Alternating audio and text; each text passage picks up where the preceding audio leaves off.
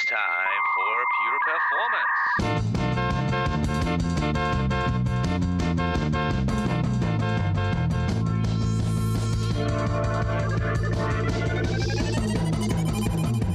Get your stopwatches ready. It's time for Pure Performance with Andy Grabner and Brian Wilson.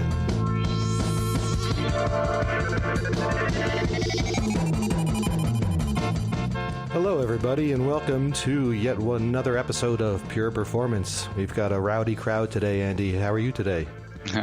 I'm very good, but I'm still sad and shocked after the events from last Sunday night.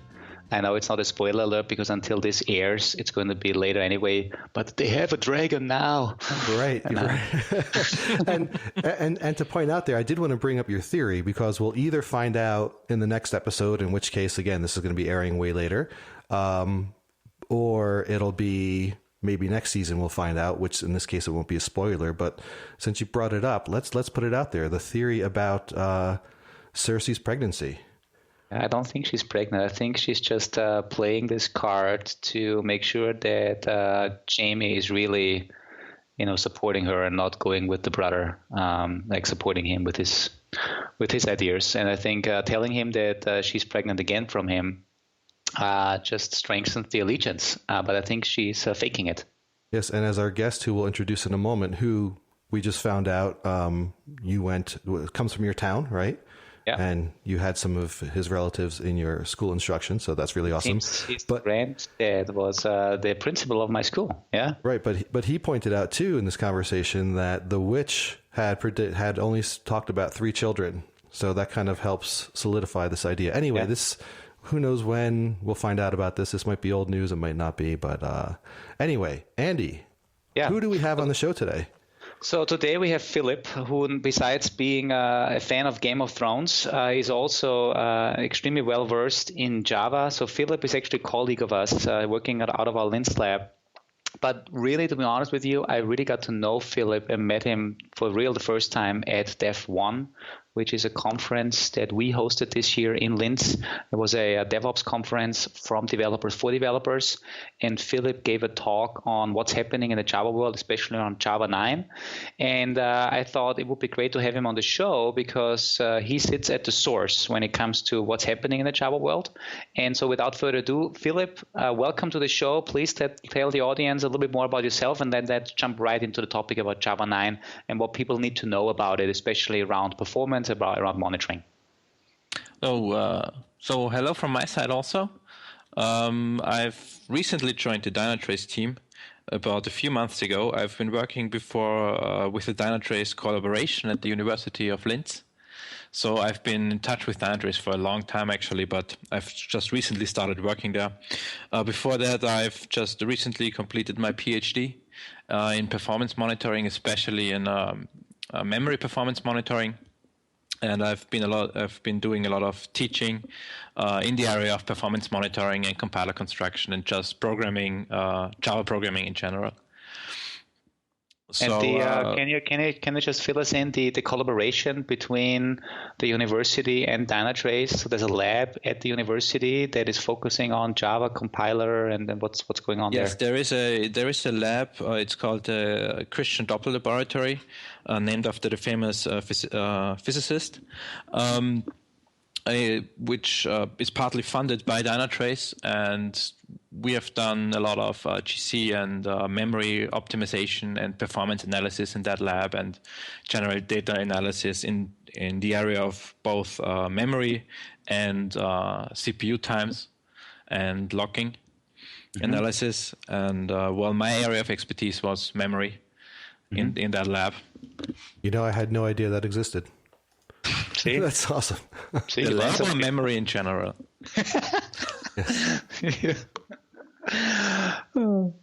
So, sorry for that laugh, as I like that little side punch here on the memory. No, I think it's cool, right? And so now Java 9. And so you presented, if people want to watch your presentation, they can go to devone.at.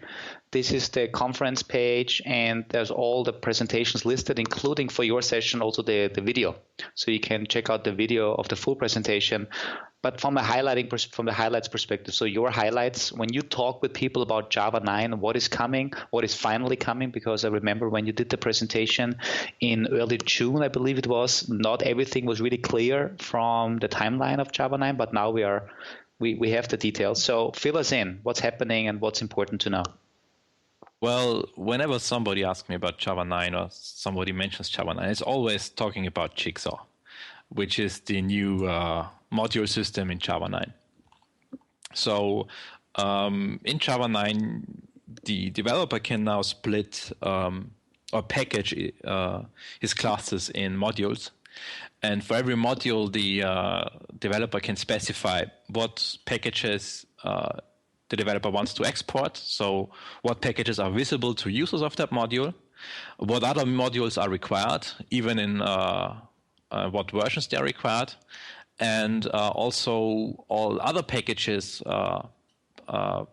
within that module that are not explicitly exported are automatically hidden and cannot be used by other modules. So it's also a kind of a visibility thing going on there.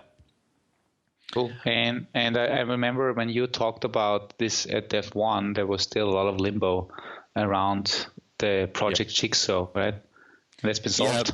Yeah, it changed a lot in the last few weeks or months probably, because the Java Oracle wanted to do a very aggressive to use this very aggressively. So, for example, per default, all the internal packages from the JDK were hidden. Of course, the JDK has been modularized also. So, for example, there's the Java base module containing all the core Java classes, like everything that is in Java Lang and Java util and so on. And there are also other modules like Java RMI, which then contains all the RMI stuff, and Java SQL, which contains all the SQL stuff and so on. And there are a lot of packages that have always been in the JDK. And since they have been there, they have been used, but they have never been really part of the spec. So, and these internal packages, of course, are now internal packages in these modules and cannot be accessed anymore. So every library or application that used those internal packages was broken at that point because the classes could not be resolved anymore. And they now kind of went back a little and said, well, they can be used with Java 9. So even if you hide a package, it can still be resolved. But you get a big fat warning. It's even called a loud warning in the VM. So no matter what you do, you cannot turn this off. When you access such a class, you get the warning to standard error, and you cannot turn this off. And this warning is pretty aggressive. It tells that you should immediately contact the vendor of this certain class because it uses an internal API, and it should not.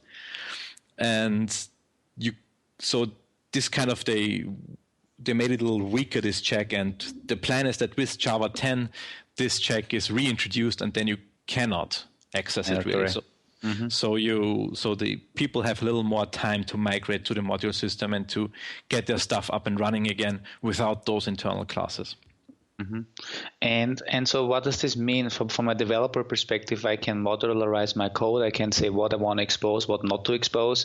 Does this also mean class loading is changing, obviously, because it has to be enforced somewhere? And does this have a performance implication?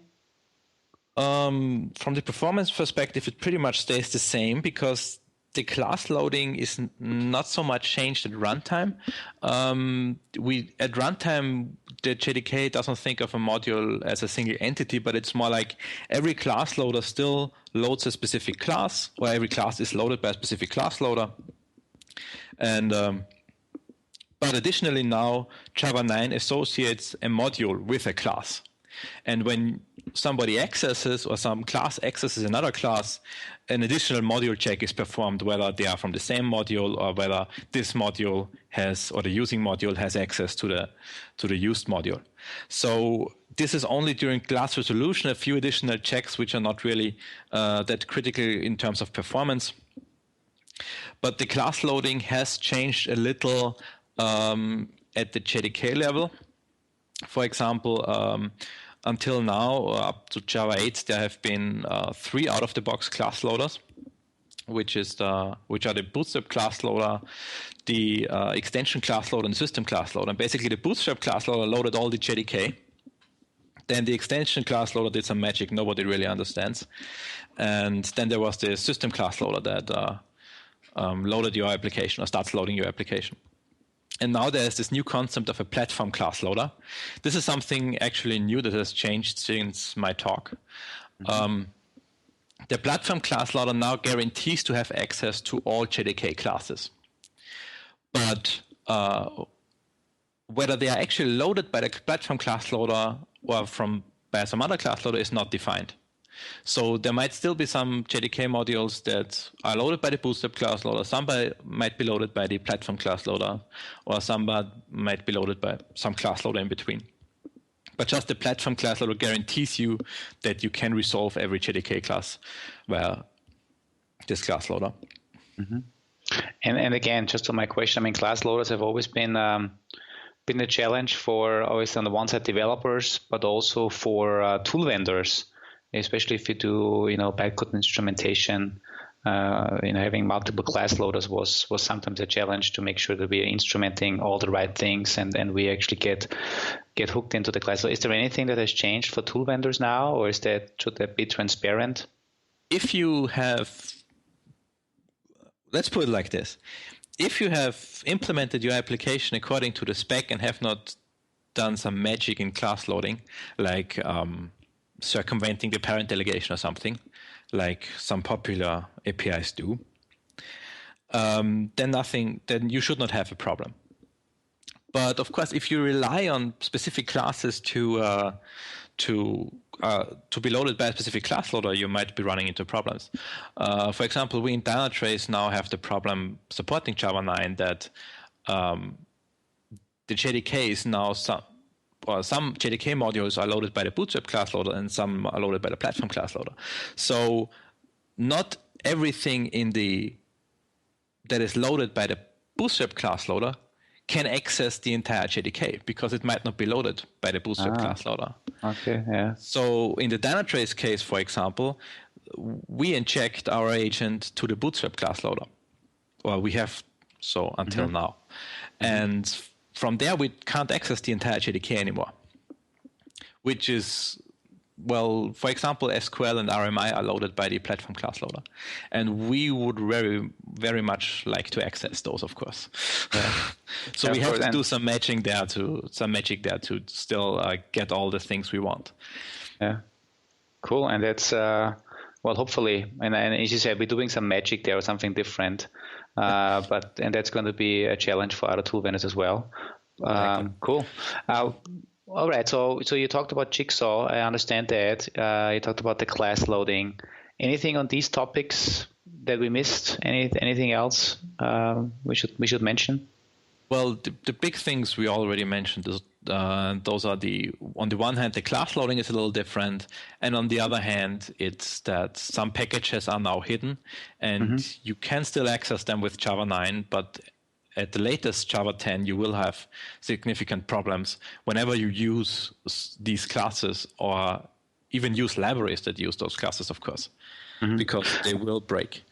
Yeah, and so that means for people that monitor these applications and they want to make sure that they are according to standard in Java 9, watch out for the error logs because there will be these loud warnings, as you called them.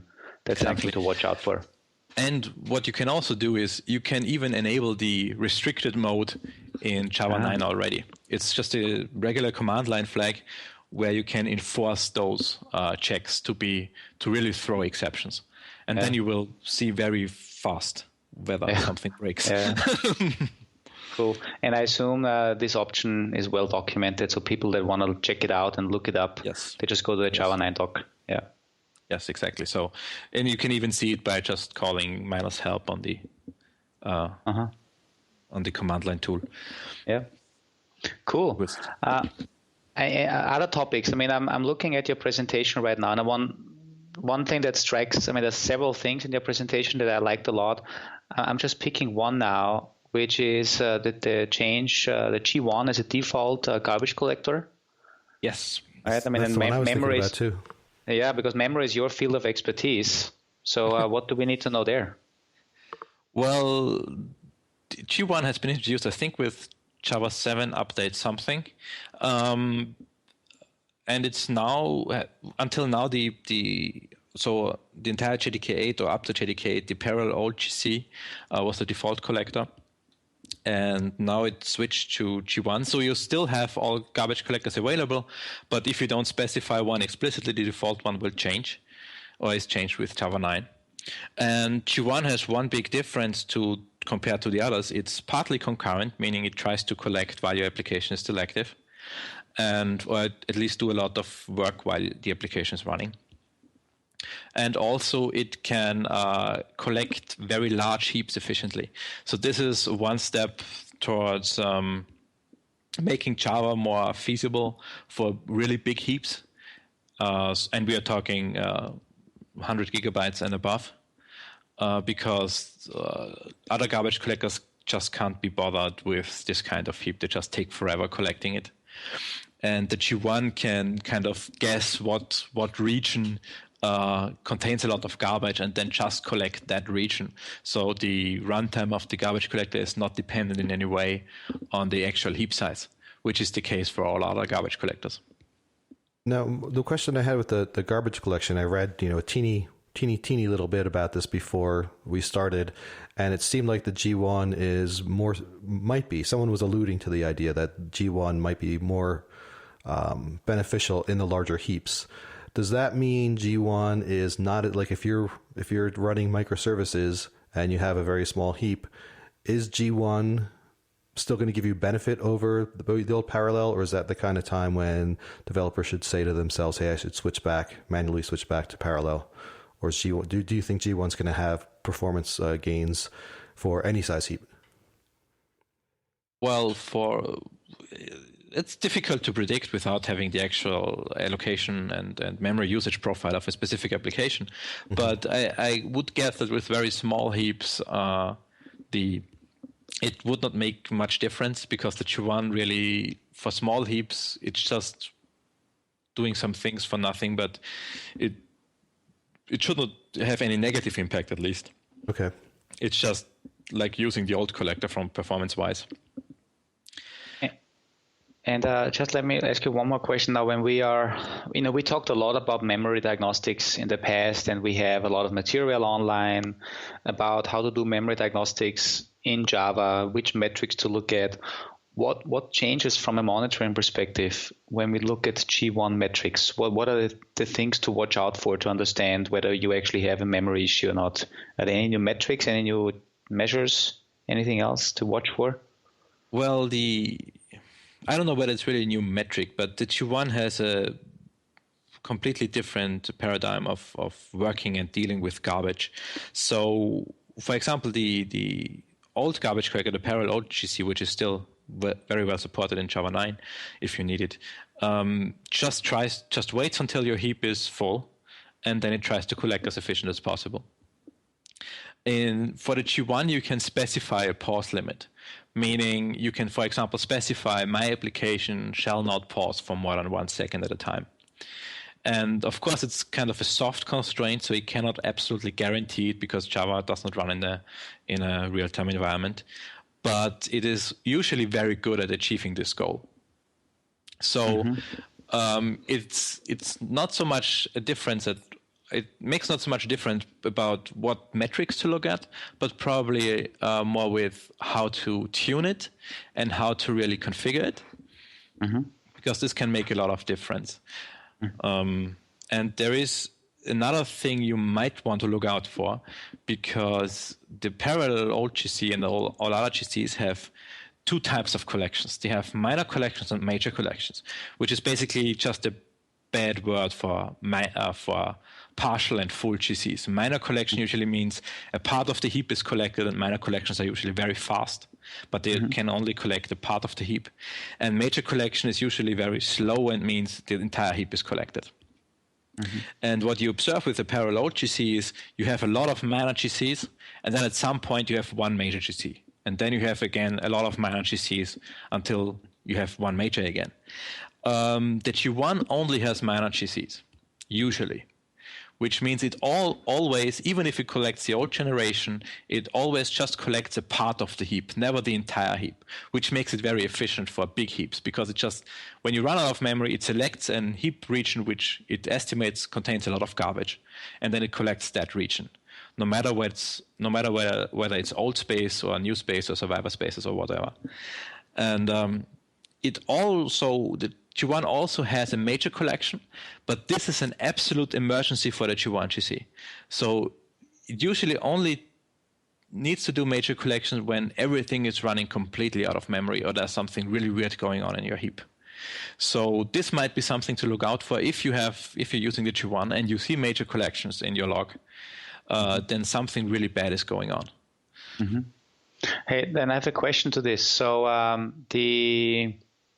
if collections happen, whether it's minor or major, does the JVM block current executing threads in both cases, or is this just true for major GCs? For the parallel old GC, both minor and major are what we call stop the world garbage collections, meaning all application threads are suspended, then the garbage collection is executed, and then all application threads are resumed again. For the G1, the major is also stop the world because it's really an emergency action.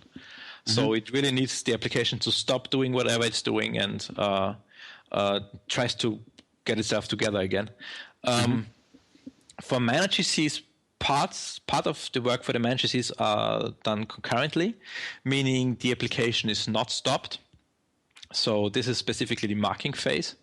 So what's usually how a G1 collection will work is the G1 will decide to do a garbage collection, then the VM will be halted, so all application threads will be stopped for a very short time, just to gather some statistics and start the garbage collection. And then the application threads are immediately resumed, and then objects are marked, or live objects are marked, and a lot of the garbage collection work is actually done. And then at the end, it again needs a small pause to just to put it all together and finish the garbage collection. So instead of one big pause, you have two very small pauses. And in between, the application might be a little slower because there are garbage collections in the background trying to do their work.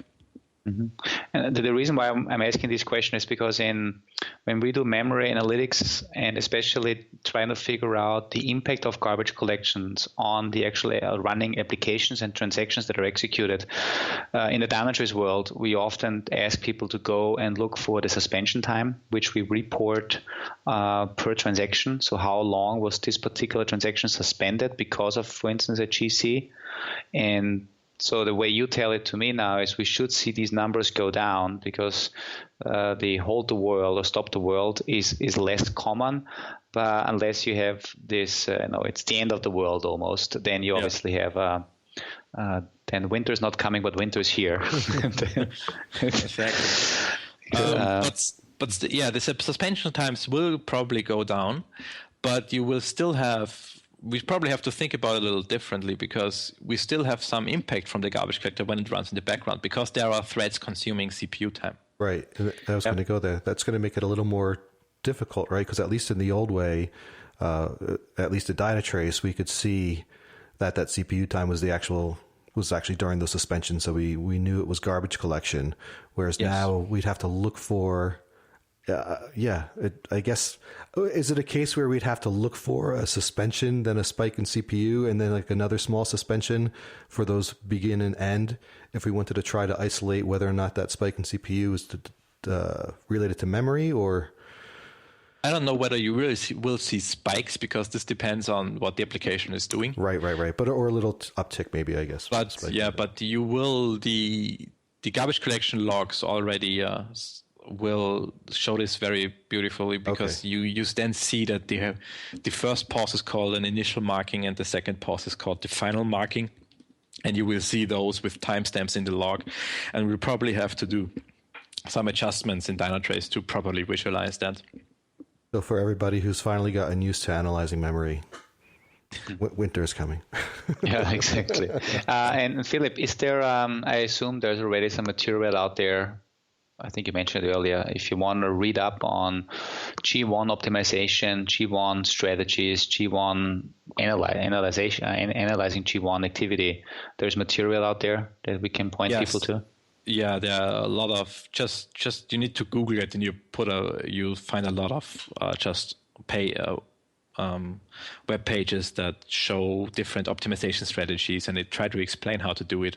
Also, it's very easy to find is the original paper that suggested outlined the actual algorithm of the G1.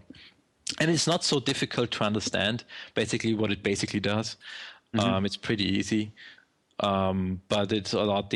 I know the implementation of G1, and that's a completely different story, because there's a lot of very weird optimization and C++ magic going on in there to really get it perform. Now, so thanks for that. That was a great segue or great overview of G1. Other parts in your presentation that you covered were, I think there's two interesting parts for me that I see here, and I want to go with the first one, which is the stack walking API. The reason why this is kind of interesting for me is because I know we do a lot of stack analysis when we are capturing our auto sensor data. We're trying to get information about what's currently on the stack. So what is the stack walking API? Is this just a new API that was introduced, or is it just an extension to what we had before? And what is this all about? Stack walking is a difficult operation in general in Java and in other technologies, because whenever you take a stack, it's difficult to know at what position the actual application is at, and you need to resolve the method properly. You need to resolve the calling stacks, stack frames, and so on. So it's not that easy to decode a stack trace. And this is why the VM usually uses save points to take stack traces. And a save point is basically just a location in the code or in the machine code that is defined by the VM automatically. And it just means the VM remembers and stores all the data and all the information it has about a specific point in the machine code. So whenever threads are at a save point, it can probably decode a stack because it knows how big the stack frame is and so on, and what values are in what registers and so on. And until now, taking stack traces meant forcing all threads into a save point. So you basically, when you wanted to take stack traces of all application threads, or even of one application thread, it meant that the entire VM had to run into a save point, meaning all applications had to reach a save point, and then you take the thread you want and you walk its stack while it's suspended, basically. And there have already been a few optimizations out there that when you request the stack of your own thread, meaning you request your own stack, you don't have to be at the save point, because the other threads really don't matter, and you already know your own state, or the thread knows its own state, so it can walk more easily. And this has been possible via the Java Virtual Machine tool interface for quite some time. But on the managed level, you always had to make this. You always had to go via exceptions. So, for example, you just create an exception object to get the stack trace out of it if you wanted to know your own stack trace. And now there's a very pretty API that actually lets you walk the stack.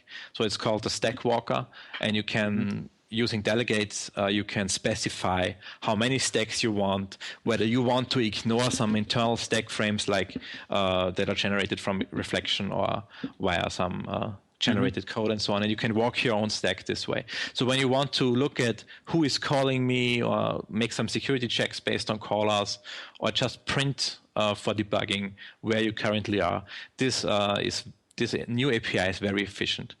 And the second thing that is very expensive doing stack walks is the decoding the stack, meaning you need not just only be at the save point, you also need to decode every single stack frame, meaning finding out what method that actually is, finding the parent, and so on. And using this stack walking API, you can now specify beforehand how many frames should be decoded and what their properties should be. So when you just want to notice the caller, you only need to decode the caller. Via exceptions, when you go the way through exceptions, you always had to decode the entire stack, which if you have 100 stack frames on there, meaning you have to decode 100 stack frames just to access then the first element. Yeah, and thanks for bringing that up. So what you just reminded me of, we did a blog series on the overhead of exceptions, and we saw a lot of examples from our customers that were using logging frameworks where either in a debug log mode or even general log modes, they were basically logging out the current exception stack or the current stack, and they were basically just doing what you said, creating an exception object. And this is not a problem if you are a developer on your local machine, but it becomes a problem if this actually ends up in a high load environment.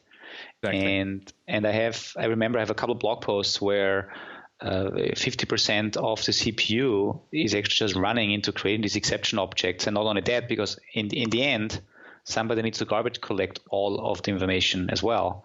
So there's a lot of overhead. But so this seems like a great way to make this much more efficient. So the stack walking API, which has been introduced with Java 9, that's cool. We have even observed similar behavior in well-known Java benchmarks. We have found a benchmark that actually tries to read some files, and they have implemented their own file stream API or input stream API. And instead of returning a dedicated end of file token when the end of the file was reached, they threw an end of file exception and just kind of read in an endless loop until an end of file exception was thrown. And this resulted actually in more than half of all the objects being allocated just being exceptions and stack trace information. Yeah. Cool. So stack walking API. Anything else to that, or that we missed? I think the stack walking API, we kind of covered that. It's not very difficult, but it's, I think, a huge improvement if you want to implement those things. So this would be a shout out for log providers, log framework providers, or however else you use stack traces right now. So look at this. The other area that I wanted to touch upon is you talked a lot about compiler and how Java level compilers changed, and yes. I assume that also has maybe an impact on compilation times, but also maybe performance. Maybe there's some improvements on the code that gets generated in terms of performance. There are two big changes, or two things that are introduced in Java 9 that I'm not entirely sure of how much they will be used, those features, but they are definitely interesting. The first one is the JVM CI, which stands for Java Virtual Machine Compiler Interface, meaning you can now write your own JIT compiler, not ahead of time compiler, but JIT compiler in Java, running inside your own VM, and also in turn JITting itself. So until now in Hotspot, you had you started out interpreting code, and then at some point the client compiler kicked in, generating some kind of good machine code, and then at some point the server compiler kicked in and generated very highly optimized code. And now you can also have an additional tier in there, which can just be your own compiler. So, and there are compilers out there, for example, Graal, which is a research project also by at the University of Linz. That is a JIT compiler that is completely implemented in Java, and they run inside your VM and then also JIT themselves, which is pretty interesting. So we might at some point run into applications with compiled code that is just, or we might run into situations where companies have their own JIT compilers for specific situations. I don't think this feature will be used very widely. I kind of think this is more like an internal Oracle feature, because they really are tired of maintaining all this complicated C++ code in which those JITs are currently implemented. And it's very difficult to try new things because it's just such a big thing, a JIT compiler. And supporting an interface where you can implement the JIT compiler in Java and also maintain it in Java makes it a lot easier, because Java, of course, is a lot easier to develop and in terms of bugs and things you need to take care of compared to C++. And so this is more, I think, a feature mainly for researchers and Oracle itself, but it's still a very interesting feature, I think. Yeah, definitely. And you mentioned Graal, so Graal, one of the projects that you've been working on. Cool. It's just a project of the University of Linz. I have not been working on that one, but it's still very interesting. Yeah. Cool. And now from there, so you talked about this aspect of what has changed in the compiler world, but then there's another thing. If I look at your slides, which is the ahead of time compilation, I guess. Exactly. So the Java VM now supports ahead of time compilation, which there is already an ahead of time compilation, which is called Java C, right? You have a Java source file or maybe a Scala source file or whatever, and you generate bytecode via Java C. And then at some point, the VM takes a bytecode when it needs to execute a class, and then at some point might translate that bytecode to machine code. And now you can specify a precompiled native library for the JIT, so that the JIT doesn't have to compile it at runtime, and the VM doesn't have to start interpreting classes and interpreting bytecode. It can immediately take the precompiled library. So you can just take a class file and precompile it to a shared object or DLL, whatever operating system you're running on, and then provide that library to the VM. And then it will take this library as machine code and execute it as such. There are a few restrictions. For example, you need to already specify all command line flags the VM will run in, because, for example, what garbage collector you use has a significant impact on the generated machine code. So you already have to specify what garbage collector this machine code should be generated for. And if the supplied library does not match, the VM can still fall back to just interpreting the class file and then JITing it itself. But for some specifically small applications that don't run very often, or not very long at least, where code or hot code might not be JITted, this might be an interesting way to speed up. I remember this from the .NET world, right? I think the .NET runtime had this feature where you could actually precompile your .NET intermediate code into machine code and then deploy it on that machine. And I think the main argument was definitely launch speed up time, or speeding up launch time of applications. Yeah. But does this also mean if you want to do monitoring of these apps, and obviously we get our monitoring agent in the JVM, which obviously modifies bytecode, would we work? Do monitoring tools that inject agents into an application, what would happen in this case? Well, it would definitely work. The VM would just throw away the machine code, because at some point the VM has to detect that. Like monitoring, what monitoring tools do is they take the class file and instrument it, right? So they change the bytecode. And at that point, the bytecode does not match the precompiled library anymore. So what the VM would do is just throw away the library. The VM has a very graceful fallback where when it detects for some reason, whatever that reason may be, that the library just does not work, like it's compiled for a wrong option, this class is slightly different, or it has changed or somewhat, it just throws the library away and starts interpreting and JITting again. So in this case, we would just negate the monitoring tools would just negate the probable performance enhancements that come from that library. What would be more interesting is maybe even pre-compiling sensors into that code. Yeah, that's what I thought too. It was cool, yeah. But I don't know whether this is possible. It would be definitely very interesting. But it sounds like some big magic going on there. Cool.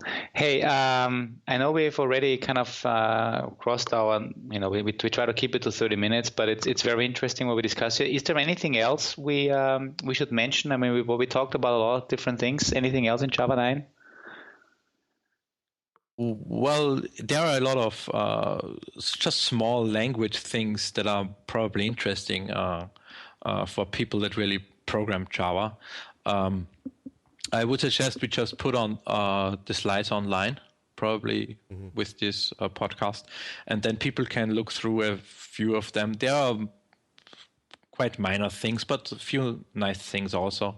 Just keep in mind that Java 9 has not been, there has not been a release candidate when this presentation was created, and it's still not released, right? So we have 28 days to go.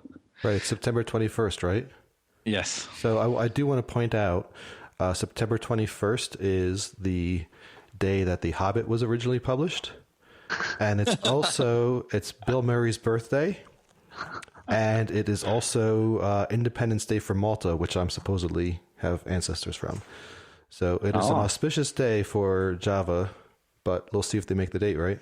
Is it pretty set, or do you think there might be, is there a chance of delay at this point, or are they... I don't think so, because the original, it has been postponed because the community voted against it due to the Jigsaw version they had back then. But the second vote was unanimous. It was a unanimous okay. So there's no veto from the community. Okay. And I'm working a lot with the release candidate to get Dynatrace up and running for Java 9. So it looks stable. So I don't see any reason why it shouldn't be released. Everyone using Java 9 can always think of Bill Murray then, and The Hobbit. and the Independence Day at Malta. Yes, well, there's a lot of other Independence Days. I just singled out Malta because my grandmother's supposedly from there. Cool. Hey, Philip, anything else? The smaller changes? I mean, walking through your slide deck, there are some, I think it's also smaller changes. What is the spin weight hints, the HTTP2 client? I guess these are what you consider smaller improvements? Yes. What I find particularly interesting, there's now a tool called the J shell, which is basically an interactive shell where you can execute Java code. Ah, okay. This is a lot of languages already have that. I just think it's nice that now Java also has this feature. You can just type in arbitrary Java code and let it execute. Yeah, and I assume the J shell is also fully, I mean, most of the IDEs out there, whether it's Eclipse or IntelliJ, they probably have their own little version of it, where embedded like a view. Probably, I don't know. Until now, the Java 9 support in IDEs is pretty poor. So in most IDEs, you can't even install a JDK 9 without crashing the IDE. So this is an interesting topic, how fast the IDEs will get it up and running. Well, maybe we can encourage listeners, whether you are from an eIDE vendor or you just have time to extend other IDEs, because most IDEs have extension options, right? And you can just write your own extension and put it up on GitHub and then make others happy because they can use these cool features in their IDEs. Awesome. I think the one supporting it the most was IntelliJ. Yeah. Works the best right now. Yeah. All right. Hey, Philip, did we miss anything that people need to know about Java 9? I don't think so. I think we have covered this, at least the most important things. Yeah. All right. Brian, how do we do the wrap up? Well, I do want to add one more thing that happened on September 21st. Just because the title is so cool. I'm sure it was actually horrible because this was in 1380. So there was probably a lot of horrible blunt force deaths. But it is a Russian military day of honor for the victory over the Golden Horde, which just sounds really awesome to me, but I'm sure it was really horrible. Is this another Game of Thrones reference? No, this was the Golden. No, but this was 1380, a Russian military day. It just sounds cool, though. Anyhow, let's. Why don't you go ahead and give us sum up, Andy? We'll go on to our summer. Maybe should I get a summarator? Why don't we put it to the audience? Should we get a summarator sound effect for you? Or maybe, I don't know if we can use an Arnold clip. Sure we can. We ask for forgiveness later. We don't have permission. Well, now we can. Why not? But, let's do it. Either way, yes. Andy, please go ahead and pull up your summarator. So basically, kind of what I learned today is that Java 9 is finally almost there, September 21st, sharing that date with many other cool things that happen in the world. Thanks, Philipp, for giving us insight, especially what happened around G1 as the default garbage collector. You also told us about Project Jigsaw, which in Java 9 is not enforced, kind of like hard enforced, but soft enforced with error messages that are written out in case your application is accessing modules that are not to be accessed because they're kind of hidden away.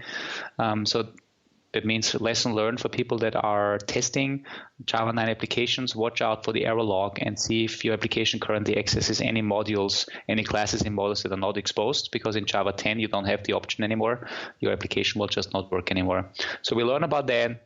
We also learned about the class loaders and how that can be tricky, especially also for monitoring tools.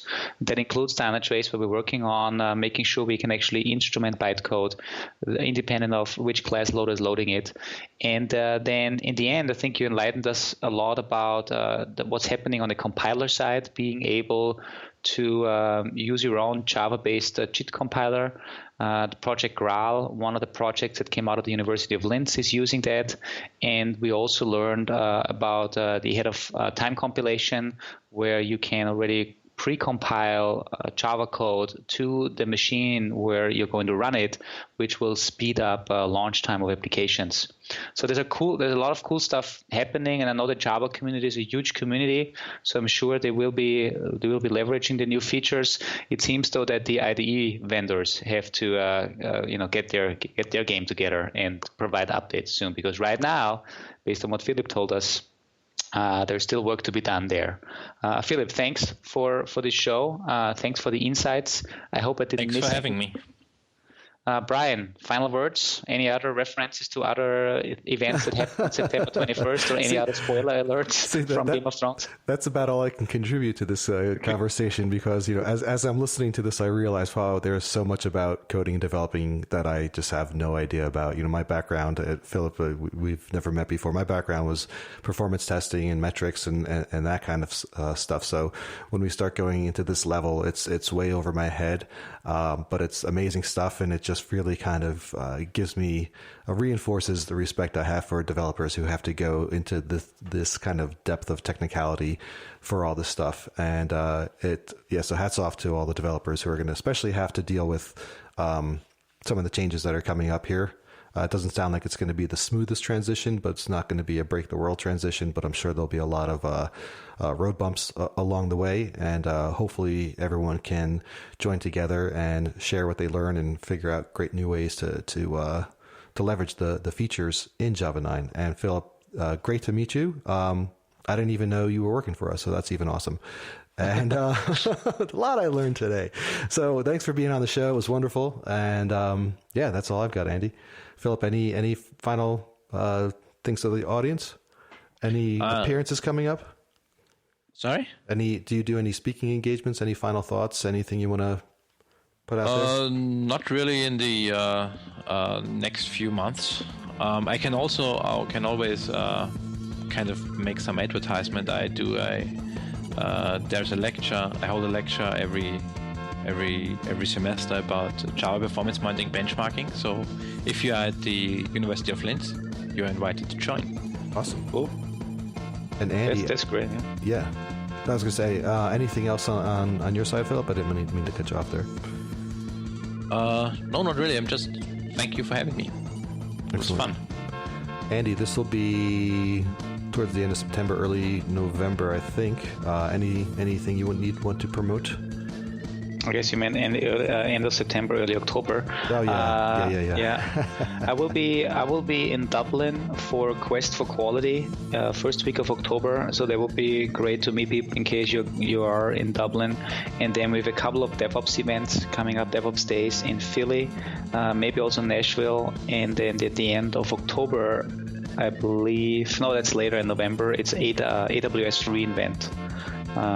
So check it out. There is also a page on the community, on the Dynatrace community, where I keep all the events, or you just go to our website and search for events. We typically list these things. But Quest for Quality in Dublin is going to be something I'm looking forward to. That's awesome. And I actually just did my first meetup last night at the Docker meetup in Denver. So thanks to them, this will be obviously a while back. I may be doing one with the Denver Java users group in early November, and the Docker meetup team, they're I guess family with the Denver DevOps group, and I might be presenting there. So just keep a lookout on my Twitter feed, I guess. Yeah, it's all local stuff, but hey, it's first time. Yeah, it's the way you get started. Yep. Excellent. All right. Well, thanks again, Philip. It was wonderful to have you on, and wonderful to go into this. Yeah, it's crazy stuff, but I'm sure for the people who work in this, it's not that as crazy. Thank you.